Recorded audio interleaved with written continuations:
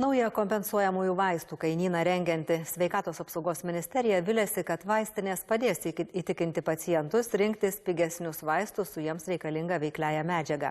Vaistininkai sako, kad įkalbėti pacientus rinktis ne jiems įprastą vaistą yra sudėtinga.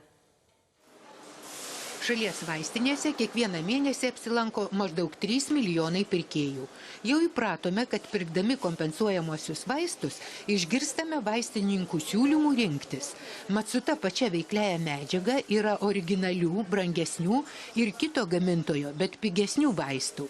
Sveikatos apsaugos ministerija, siekdama vaistus piginti, žmonėms siūlo vartoti pigesnius, leisančius taupyti vaistus. Bet farmacininkai pastebi, kad gyventojų įpročius pakeisti sunku. Žmonės dažniausiai renkasi tuos medikamentus, prie kurių įpratę ir kuriuos patarė gydytojas, nors jie ir brangesni. Gydytoja, tik tai gydytoja. O jeigu vaistininkas pasiūlytų pigesnį? Ne, turbūt likčiau prie to, nes geriau likti, nes vaistai turi pašalinį poveikį, tai jeigu tinka, tai jau geriau tą patį. Tokią gyventojos nuomonę patvirtina ir neseniai vaistinių asociacijos užsakymų atlikta gyventojų apklausa. Ji parodė, kad perkant kompensuojamosius vaistus net 65% pacientų didžiausią įtaką daro gydytojo patarimai. Žmonės džiaugiasi turėdami teisę rinktis, bet tik 6% apklaustųjų renkasi vaistininko pasiūlytą pigiausią variantą. Iš tikrųjų, gydymą skiria gydytojas.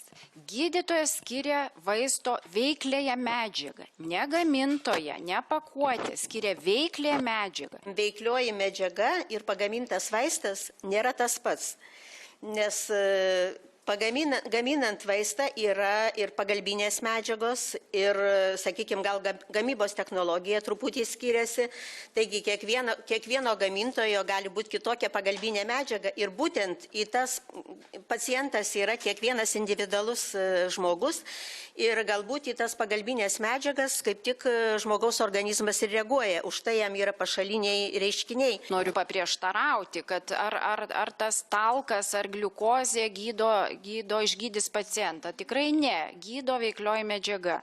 Ir daugelį ES šalių vaistininkas privalo keisti į pigesnį generinį vaistą, nežiūrinti tai, koks receptas išrašytas. Nepaisydama nuomonių skirtumo, Sveikatos apsaugos ministerija imasi piginti jau seniai rinkoje esančius vaistus. Balandį vyriausybė pakeitė kompensuojamųjų vaistų kainų skaičiavimo tvarką, pagal kurią ir keičiasi tik seniai rinkoje esančių vaistų kainos.